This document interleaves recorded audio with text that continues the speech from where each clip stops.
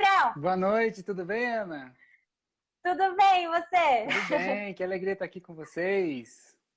Sim, igualmente, é um prazer te conhecer. Não pessoalmente no modo literal, né, da palavra, mas a gente está se conhecendo agora, que é o único jeito, né, da gente poder se falar, já que a gente não pode estar pessoalmente conversando um com o outro. Então, Gabriel, quero que você se apresente. Para mim também, que essa é a primeira vez que a gente está se conhecendo, né, de uma forma mais próxima, e para a galera que está acompanhando a gente. Então, seja Muito bem-vindo aqui na bom, nossa live. muito bom, muito obrigado, muito boa noite para todos que estão aqui acompanhando ao vivo ou no replay. Eu sou Gabriel Gomes, da Empresa com Alma. Estamos nesse movimento desde 2018 para ajudar empresas, líderes, pessoas a mudarem sua forma de trabalho, a levarem mais humanização, mais espiritualidade, mais consciência. E eu tenho background de tecnologia, né? Trabalhei muito tempo aí como programador, analista, ainda faço muitas coisas nos meus projetos, mas hoje eu sou totalmente voltado na área, digamos assim, terapêutica, né? Como cuidar das pessoas, desenvolvimento humano, trabalho com psicologia transpessoal, com constelação sistêmica para as empresas, para as pessoas, né? Organizacional e familiar. Sim. Então, nesses últimos anos aí eu acabei unindo a tecnologia com o desenvolvimento humano e muito nesse viés, ajudar as empresas, a cuidar da alma das empresas. Eu achei interessante, primeiro, né? Quando eu vi esse nome, empresa com alma, eu acho alma uma palavra muito forte, uma palavra positiva, né? Porque Uhum. quando a gente vai elogiar alguém, a gente fala, nossa, você tem uma alma muito boa. Pelo menos eu elogio as pessoas assim, quando eu sinto aquela energia boa, sabe? De alguém que eu conheço a primeira vez, falo, caramba, bateu, conheço você há mais de 10 anos já. Mas eu achei interessante, Gabriel, na sua história, antes da gente entrar a fundo na cultura das empresas, né, na alma, como é que tudo começou? Eu até achei engraçado a tua postura quando você foi falar a respeito disso. Você falou assim, tudo começou, né, eu estava numa empresa e eu quis mudar tudo. E o engraçado é que eu fui demitido porque eu quis mudar alguma coisa dentro da empresa. E a gente vê muito isso. Na minha opinião, claro, você está mais presente nesse cenário, mas nós temos ainda pouquíssimas empresas que são mais humanas, né? Que pensam mais no colaborador. Então, começando aí desse ponto que eu acabei de falar, dessa vez que você foi mandado embora justamente por tentar fazer a diferença dentro de uma empresa, qual era essa diferença? O que você tentou fazer por essa empresa? Você não precisa falar o nome dela, tá? Mas só Sim. para contar esse início. Eu acredito, Ana, que dentro das empresas, né, eu gosto de trazer a visão da empresa como um grupo evolutivo, como pessoas que estão ali juntas, se relacionando, aprendendo, trocando, crescendo, né, em projetos, em tantas coisas ali todos os dias. Então, existe ali uma possibilidade das pessoas se expressarem, né, expressarem o que elas acreditam, o que elas gostam, colocar os seus talentos à disposição. E eu acredito que dentro das empresas as pessoas estão ali para querer crescer, para querer inovar, né? Para buscar, para ir além. Então, isso é o que acontece em muitas empresas, quando as pessoas querem inovar lá dentro, mas aquela cultura não é de inovação. Né? Talvez pode ser uma cultura mais hierárquica, mais rígida, pode ser até voltado mais para o cliente, para o produto, e não tem tanta inovação ali dentro. Então, esse foi um caso, né, de que dentro de uma empresa de tecnologia, mesmo você querendo trazer novas tecnologias ou pensar no cliente, pensar na experiência do usuário, experiência do cliente, né?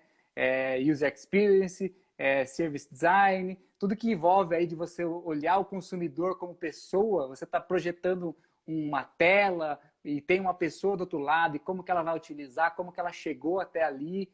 Então isso é muito importante. As empresas que acabam, né, fazendo apenas o arroz e feijão ali, acham que aquilo tá bom, elas realmente podem digamos assim, estarem atrasadas, né, nesse modelo de tecnologia. Então, vem a era digital, vem a era pós-digital, e as empresas, mesmo as empresas de tecnologia, achando que estão inovando, achando que estão fazendo as coisas, se existem pessoas lá dentro querendo ir além e elas não podem, elas não conseguem, elas são podadas, elas são demitidas, então as empresas, digamos assim, estão atrasadas. Né? Isso foi um caso que aconteceu comigo, Sim. de querer trazer mais inovação para uma empresa de tecnologia, só que eles não estavam abertos para isso. Né? Era muito máquina, era muito recurso. E aí o RH vira recursos humanos, não de relações. Né? Sim, e o que mais acontece são empresas que não valorizam o funcionário, né? Mas quando a gente fala de valorização e de uma empresa que seja mais humanizada, você poderia me dar um exemplo? O que faz uma empresa hoje ser humanizada? O que faz essa empresa ser um diferencial no mercado, né? O que é dar valor ao seu colaborador, né? Eu gosto de trazer sempre uma sugestão, sabe, Ana? Eu pergunto assim, quantas pessoas saíram da sua empresa no último ano? E você ouviu essas pessoas, por que elas saíram? Né? Será que essa pessoa foi ouvida? Ela saiu porque talvez os valores dela não batiam mais com a empresa e não teve espaço, não teve abertura, não teve, digamos assim, acolhimento para ouvir aquele colaborador, por que ele não estava se sentindo bem, ou ele quis fazer algo que não era permitido dentro da cultura, dentro da empresa. E aí ele foi, digamos assim, dispensado. Então, eu gosto muito de trazer essa visão de que as empresas precisam ouvir os colaboradores. Porque, digamos assim, não me dá um feedback, daí tem aquele feedback 360, ou uma pesquisa de satisfação, no máximo uma pesquisa de clima. Isso é importante, é o mínimo. Só que você precisa ouvir, você precisa proporcionar ambientes, né, para as pessoas serem ouvidas. Digamos assim, escutativa, não é ali, chega de manhã, senta na mesa, faz o trabalho, cumpre a tarefa e vai embora para casa. Mas espera aí, quais são os sonhos dessas pessoas? O que está legal, o que não está? Como que o ambiente é acolhedor para ouvir essas pessoas? E aí a melhor forma da empresa inovar de uma maneira humana é ouvir os seres humanos que estão lá dentro. Então eu trago muito esse conceito de humanização como ouvir as pessoas. Ouvir o que está bom, o que não está, o que ela quer contribuir, o que não está dando certo. Existe pertencimento, existe exclusão. Está sendo equilibrada essa balança para você de trabalhar aqui, os valores fazem sentido. Então é importante ouvir. Sim, eu acho que vai muito além. Já ouvi muito a típica palavra, você também é dono da empresa. Mas não basta só dizer que você é o dono da empresa, né? Como é que vai ser essa divisão de lucros, por exemplo? Você é dono da empresa, tá? Você é dono da empresa, você vai dividir o lucro comigo? Como que vai ser isso? Mas além do dinheiro, eu acho que o fato que você acabou de falar, de você estar inserido lá dentro e poder dar a tua opinião, eu acho que já faz toda a diferença. Porque a gente sabe como é trabalhar numa empresa que tem um ambiente tóxico. A gente não aguenta, a gente surta, a gente precisa de terapia, todo mundo precisa de terapia. Mas você concorda comigo nesse caso? Eu concordo plenamente, 100%. E aí, Ana, olha esse exemplo que você falou, né? Todos nós tivemos experiências anteriores. Por que eu continuo fazendo a mesma coisa nessa empresa atual? Sendo, digamos assim, sou só uma pecinha na hierarquia, na estrutura da empresa, eu não consigo expressar o que eu acredito, eu não consigo ter uma conexão com o meu propósito de vida, com o propósito da empresa, estou só seguindo regra, estou chegando no estresse, estou tendo um burnout, chego em casa cansado, quero que chegue sexta-feira logo. Então, como que a gente pode fazer diferente dentro das empresas? A forma de trabalho é diferente, todo mundo sabe que não é bom, por que continua? Né? Sim, exatamente. É o famoso, quando você está num lugar que você não quer, é o famoso sextou, né? Uau! Tem que ser o segundou, né? Chegar segunda-feira para poder encontrar os amigos, para poder colocar os meus talentos à disposição do mundo, para a gente construir uma coisa boa, construir um mundo melhor, que eu anseie estar com as pessoas construindo e não querendo que chegue logo a sexta-feira, logo no final do mês, porque eu preciso do dinheiro, porque eu preciso pagar a conta, né? Então... Sim. Mas eu acho muito importante a gente ter esse espaço de fala, principalmente porque eu sou uma colaboradora da Tate. E eu posso ter esse espaço de fala para conversar com você, porque eu tenho essa liberdade com a Tate. E você também é uma empresa do outro lado, né? Então é importante não vir só do colaborador em si, mas a gente está num perfil de uma empresa discutindo sobre a importância da gente ter um diálogo dentro de uma empresa. Um diálogo aberto, né? Onde a gente possa expressar a nossa opinião. Então, acredito que eu tenha muito isso dentro da Take. Mas a gente falando de empresas que, vamos assim dizer, que são futuristas, não futuristas, mas que estão no presente, quais são esses elementos para uma empresa hoje ela acompanhar a tecnologia? Por exemplo, vou te dar eu gosto de dar exemplo, tá? eu acho muito importante uma empresa ela apoiar uma causa, sabe? Nem que seja uma causa animal, uma ONG, uma doação de alimento, enfim, uma empresa se posicionar. Eu acho isso importantíssimo. Nós vemos as grandes, médias, pequenas empresas fazendo isso. E em debate, enfim, assuntos que são relevantes para a sociedade. Então, eu acho que não se encaixa mais numa empresa futurista, mas se encaixa numa empresa que está no presente agora.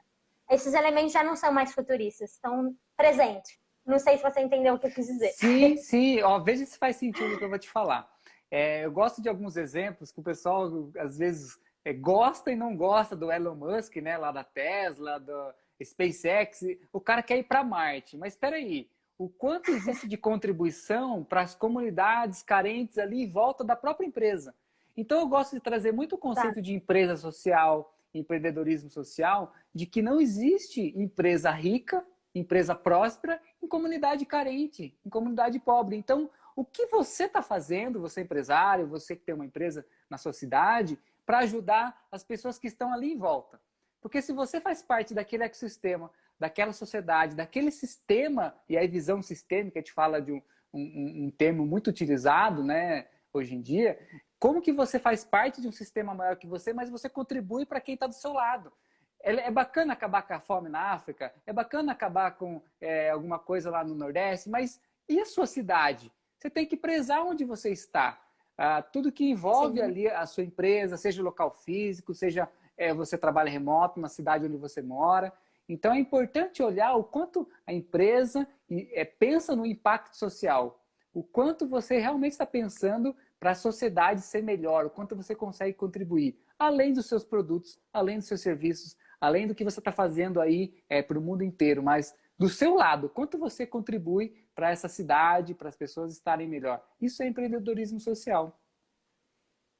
Sensacional, você é um gênio. Mas é como eu digo, nesse próprio exemplo que você deu, a gente não precisa ir para longe, porque a gente tem muito Brasil. Nós Sim, temos Brasis, né? Na sim, nossa própria cidade. A gente vai para um bairro pobre, a gente não exato. precisa ir para outro estado para a gente encontrar pessoas em situação de vulnerabilidade, porque nós temos isso perto da gente, a 1 quilômetro, 2 quilômetros, ou até mesmo na rua da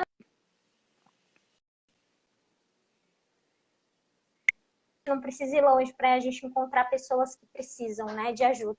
Mas eu acho que isso vai muito além da cultura da empresa. E eu queria que você falasse para mim, em uma de suas lives, né, você faz bastante live para falar em relação ao seu trabalho, ao diferencial da empresa, enfim, você fala de cultura organizacional. Do que se trata a cultura organizacional e como que a empresa ela pode aplicar isso no dia a dia? Eu gosto de trazer dezenas de exemplos assim, né? Imagina que você faz parte de um grupo de pessoas e aquelas pessoas que têm alguma coisa em comum, elas têm algo que une elas, né? Qual é a cola? O que está unindo aquelas pessoas? Isso pode ser chamado de cultura. Então, como aquelas pessoas pensam, como elas agem, qual é o jeito delas de ser? Na empresa é a mesma coisa. E a empresa pode ir uma profundidade assim muito grande, né? De você olhar para os valores, quais valores são praticados ali na empresa, qual é a missão que eles se proporam a fazer, aquele grupo de pessoas, aquela empresa, o que motiva eles todos os dias a continuarem, a irem além, qual é o propósito ali que está ligando, né, da pessoa. Eu tenho um propósito pessoal e a empresa também tem. Como é que a gente consegue fazer isso juntos? Então, o nível de cultura digamos assim, é aquilo que é invisível dentro da empresa. Então, é aquilo que você não consegue materializar, mas você consegue ver. Ver as atitudes, ver as ações, ver os comportamentos, ver como as coisas funcionam. O colaborador novo que chega dentro da empresa, como ele é apresentado para aquela empresa?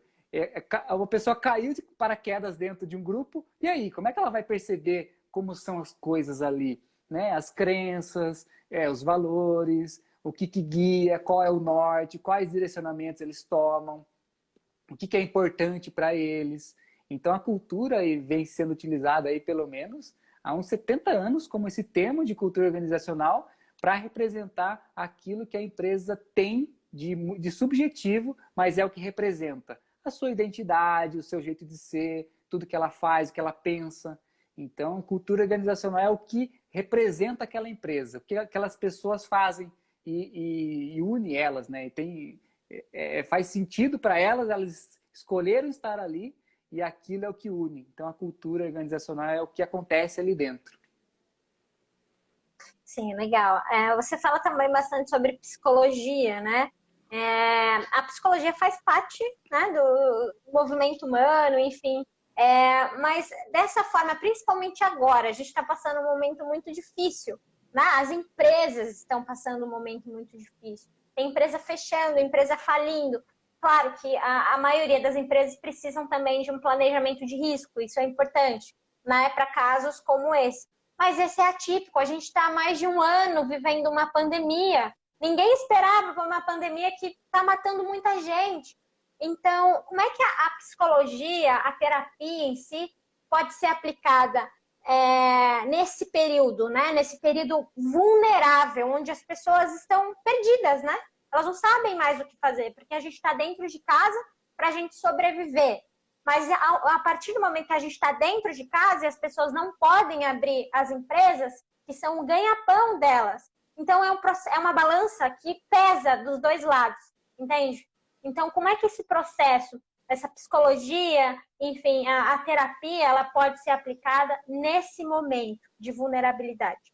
Eu acredito, Ana, que é muito assim, igual o exemplo que você falou. Está acontecendo um monte de coisa, eu não tô me sentindo perdido, não estou conseguindo assimilar tantas coisas acontecendo no externo, no contexto da empresa, da cidade, da prefeitura, do negócio e tal. Eu não estou conseguindo assimilar isso.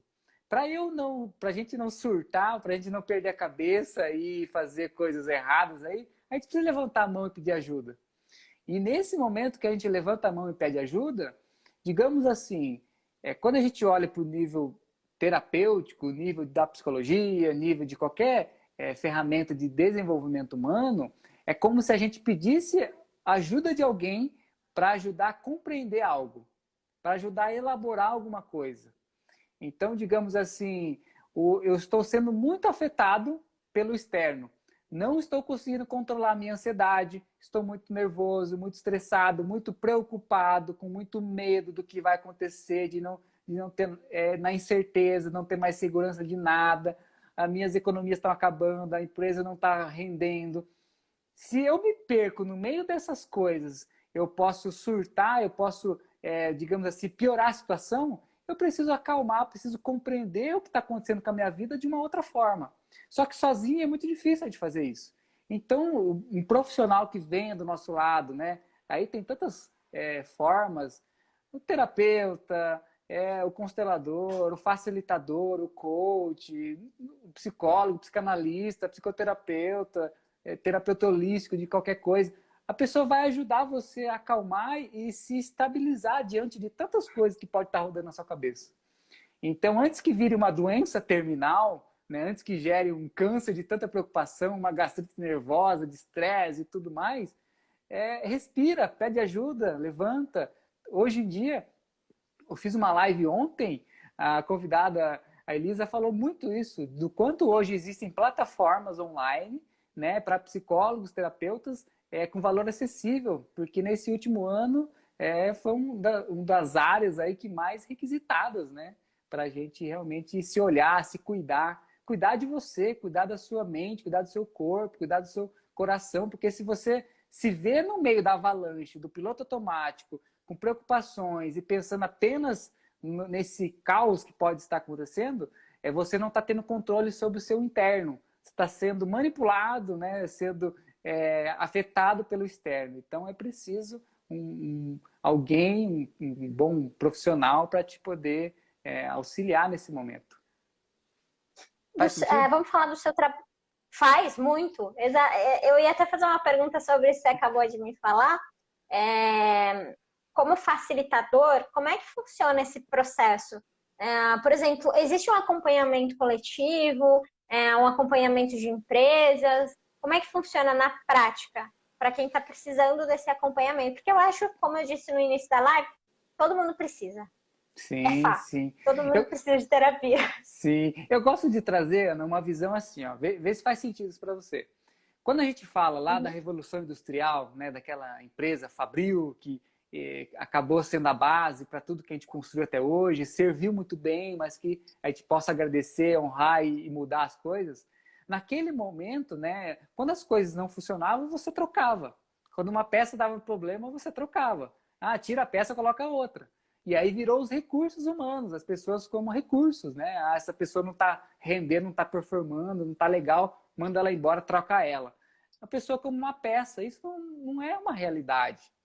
E aí, quando a gente pensa que, estou um pouco perdido no meu negócio, não está dando certo isso, vou chamar um consultor, é como se eu falasse para a pessoa, venha, né, e diga o que eu tenho que fazer. Essa pessoa não sabe, talvez, a minha história, o meu histórico, o meu contexto, as minhas dificuldades, as minhas questões. E aí o próprio papel do terapeuta, e aí dentro da empresa, dentro de grupo, vira um papel de um facilitador, é uma pessoa que vai ajudar aquela pessoa a ela encontrar a resposta. Ela não vai chegar com respostas prontas. Eu não vou chegar com um script, com um receituário, com uma coisa para você fazer, porque pode ser que você faça, mas passa um ano, estoura de novo. Porque você não vai, digamos assim, curar uma dificuldade que pode estar acontecendo primeiro em você, nas suas relações com o colaborador, com a empresa, mas você vai querer apenas colocar algo remediativo. Você vai querer apagar um incêndio. Quando você chama alguém de urgência, você está querendo apagar um incêndio de alguma coisa que estourou. Agora, quando vem um facilitador, quando vem uma pessoa para te ajudar, você compreender por que aquilo está acontecendo, o que você vai fazer diferente, te ajudar a elaborar um plano aí de ação, um plano de transformação, para você ter consciência e não cair mais naqueles erros, vacilos ou o que for. Então, é um papel do facilitador ajudar a pessoa a ela compreender, a ela elaborar e ela se transformar. Porque tem que vir dela, não tem que vir do externo. Então, essa é uma das questões do facilitador, que é a pessoa que não fica dizendo o que tem que fazer, não é um consultor, não é um mentor, né? Traz muito o papel de fazer perguntas, ajudar a pessoa a elaborar, ouvir ela, ajudar ela a compreender, mas é a pessoa que vai tomar decisões. Porque senão a gente vai acostumando, né, a jogar a responsabilidade para alguém do externo. Agora é um consultor financeiro, agora é um consultor de produção, agora é um consultor de não sei o quê. Então, não posso ficar colocando na mão do outro, né? Preciso assumir a responsabilidade, preciso ter aí um senso de crescimento e realmente tomar decisões, mas para isso existe um papel do facilitador me ajudar nesse processo. Faz sentido? Sim, faz muito sentido. Tudo que você está falando até agora faz sentido. A gente vive muito isso na prática, né? Inclusive, eu quero convidar o pessoal que está assistindo a gente a fazerem perguntas. Se vocês tiverem alguma dúvida, nós temos o professor Gabriel Gomes aqui hoje, tá?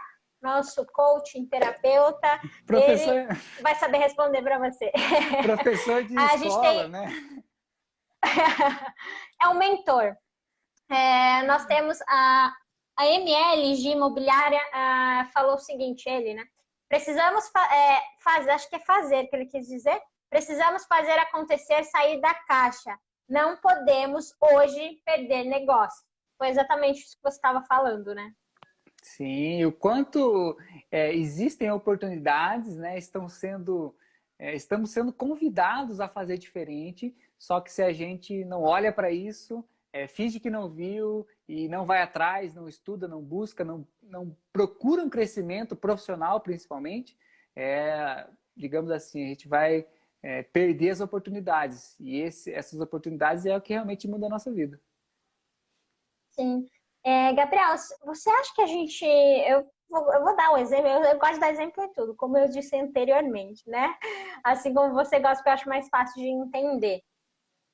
Hoje eu acho que nós temos o dobro da concorrência, né? Além do tradicional, porque nós temos a internet também.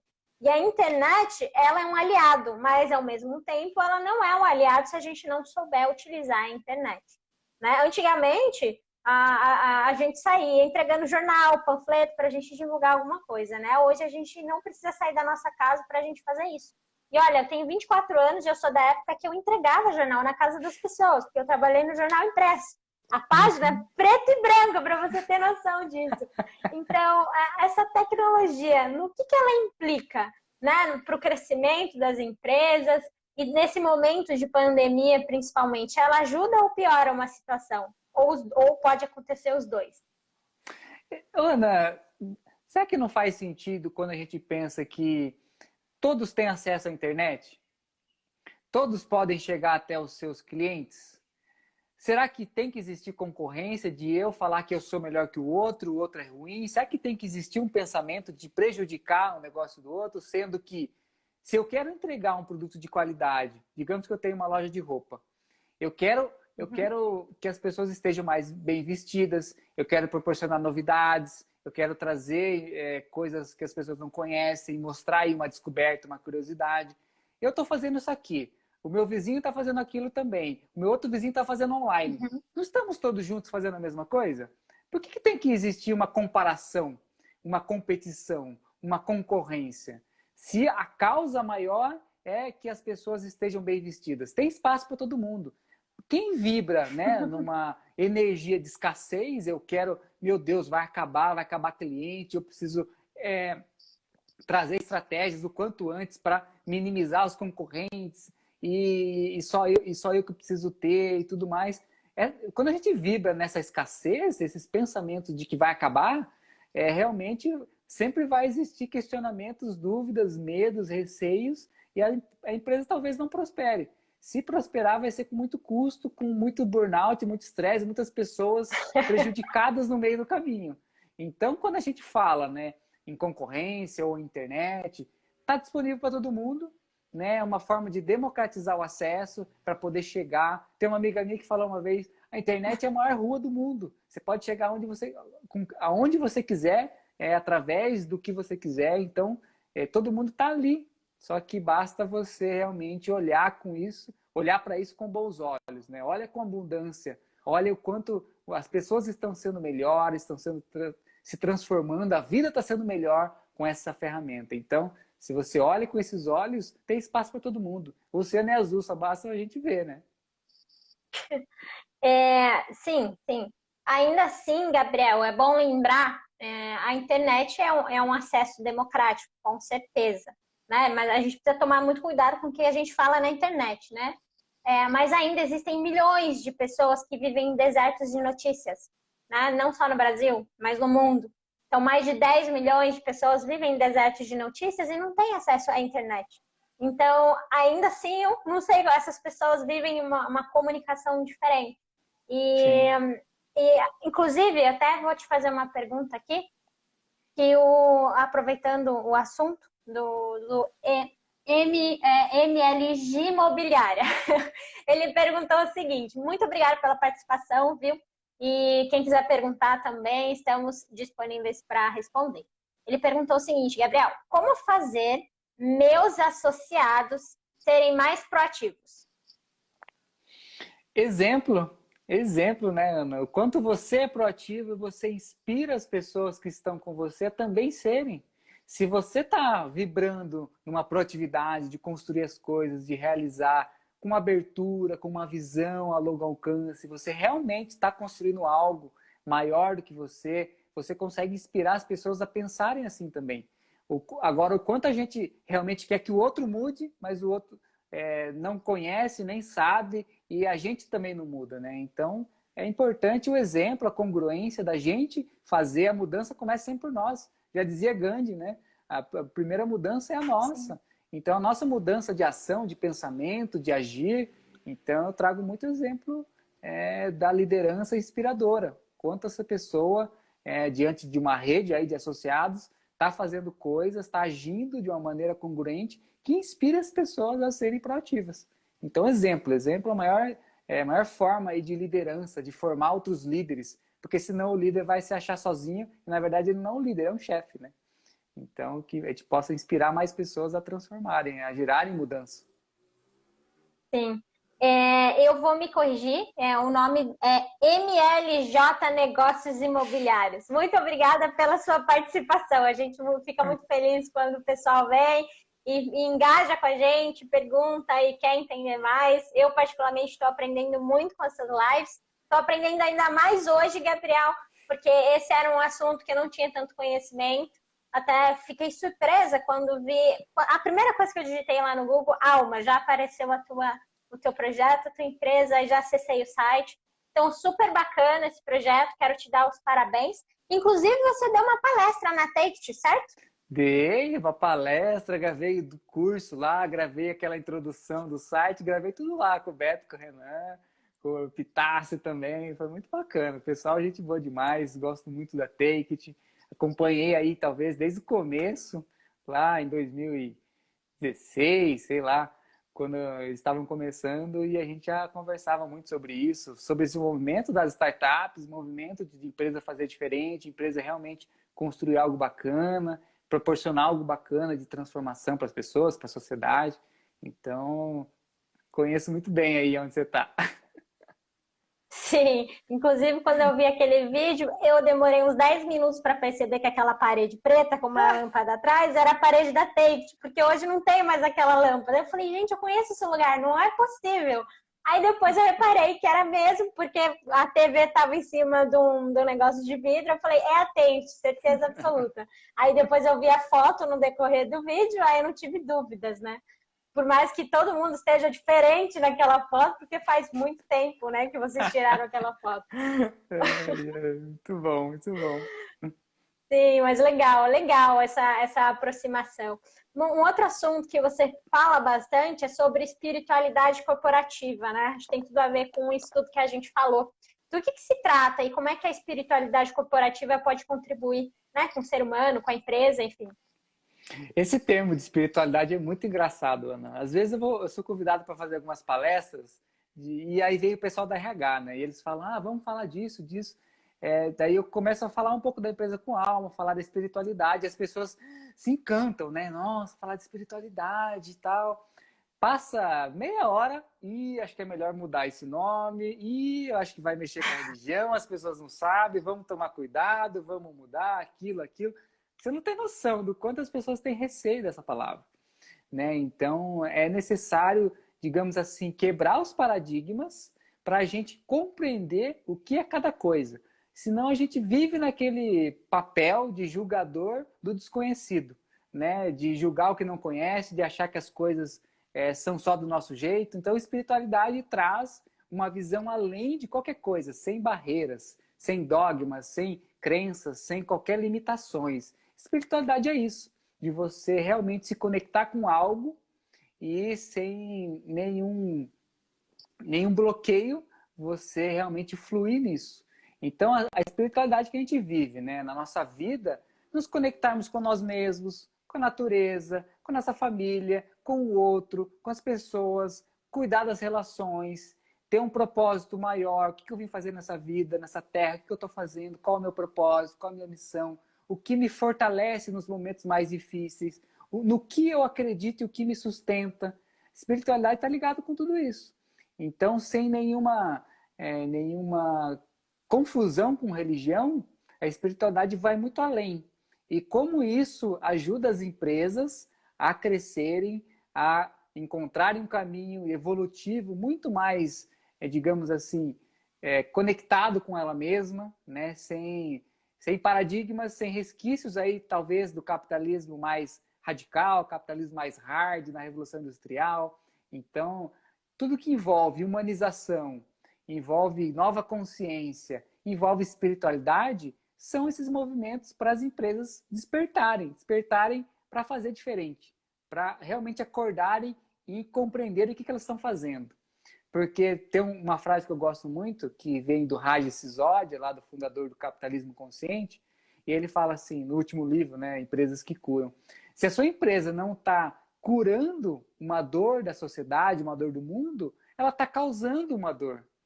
Causando dor nas pessoas, nos colaboradores, gerando estresse, gerando burnout, gerando conflito, gerando perca de propósito, gerando direcionamentos errados. Então, é importante ter consciência.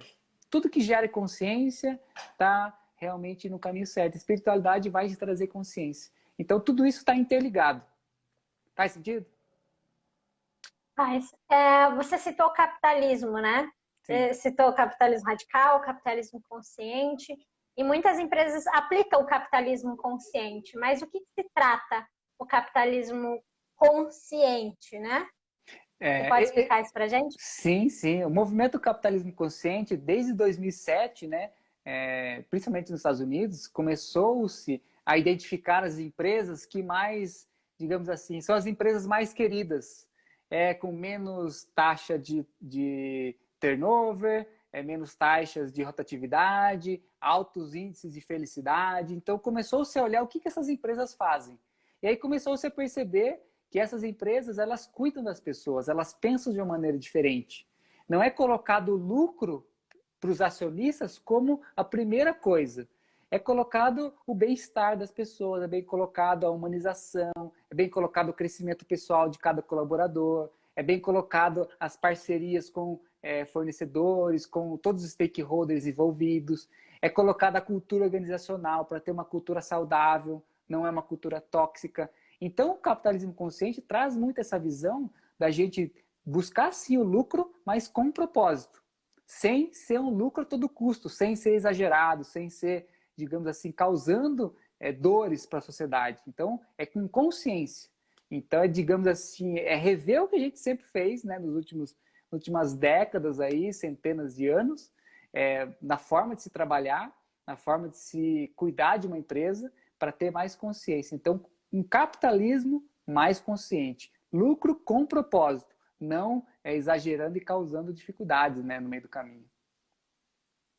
Você pode dar exemplo real de empresas que já aplicam o capitalismo consciente, também a humanização dentro da empresa? E também, junto com esse exemplo que você vai dar, eu quero que você avalie como é que está o mercado hoje aqui no país em relação a essa metodologia. Sim. Ó, uma pesquisa que eu gosto sempre de trazer e sugerir para todos lerem é um perfil, né, um site chamado Humanizadas. Tem o livro também. Então, o Instituto Humanizadas fez uma pesquisa aí nos últimos anos, né, das empresas, mesma coisa que foi feita nos Estados Unidos, aqui no Brasil. Quais empresas brasileiras mais, digamos assim, são bem avaliadas pelos colaboradores? Tanto de pesquisa, né, Great Place to Work, bons lugares para se trabalhar, menos reclamações, realmente trazer um propósito. Então, tem lá uma lista das empresas brasileiras, né, que elas realmente estão fazendo diferente. Então, o maior exemplo que eu gosto de trazer é a própria Natura. Sabe a Natura? A empresa Natura? Então, ela Sim. é o maior exemplo de, digamos assim, ter essa consciência do capitalismo consciente, de colocar isso na sua liderança, de colocar isso no seu propósito, colocar isso na sua comunicação. E ela também é a maior empresa brasileira dentro de um movimento chamado Sistema B. Sistema B, digamos assim, está o capitalismo consciente aqui, está o Sistema B aqui. São movimentos, né, que proporcionam esse novo olhar, essa nova forma de trabalhar. O Sistema B pensa muito na responsabilidade social, ecológica, sustentabilidade do planeta, das matas aqui do Brasil, principalmente. Então, o Sistema B classifica as empresas que estão realmente cuidando da natureza, cuidando de onde ela está. E a Natura, ela é o maior exemplo, o maior expoente de ser uma empresa com selo Sistema B e é a maior empresa aí que também divulga o capitalismo consciente, né? Tem o Instituto Capitalismo Consciente Brasil, onde lá tem as empresas também que se destacam, exemplos diários, assim. Recomendo todos a conhecerem. Capitalismo Consciente Brasil, Sistema B, Instituto Humanizadas, tudo que envolve esse movimento para a gente conhecer o que está sendo feito. Legal. Bom, nossa, passou muito rápido a hora. Acho que ou eu falo demais ou não sei o que está acontecendo, mas que bom, é muito bom quando a gente não vê a hora passar. Mas eu quero agradecer muito a sua presença, Gabriel. Foi muito importante a gente poder ter esse espaço para conversar. Quero parabenizá-lo novamente pelo seu trabalho e quero fazer uma última pergunta para você. Você falou muito sobre conexão. Eu acho que a gente sente falta de conexão, né?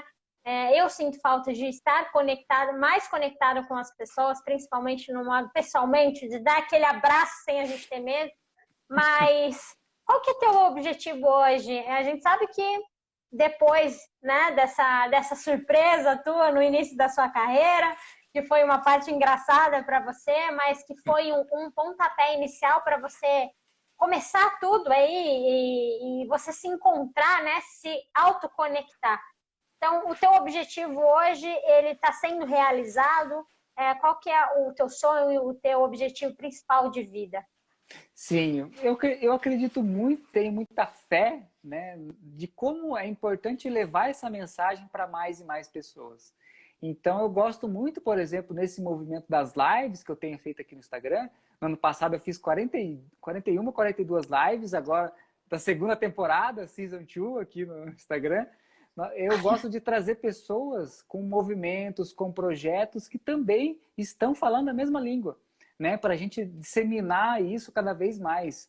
Então, acredito que todo mundo que está nesse despertar aí de fazer diferente nas empresas, de levar uma liderança mais consciente, a cultura organizacional, a humanização, tudo que envolve isso para mais e mais pessoas. Então, a Empresa com Alma adentrou aí no ano passado, né, nesse mundo online, seja no Instagram, seja lá no portal, com aulas, e aí vem logo cursos e mentorias aí muito mais presentes para quem está começando, para quem quer conhecer uma maneira diferente de cuidar da alma da sua empresa.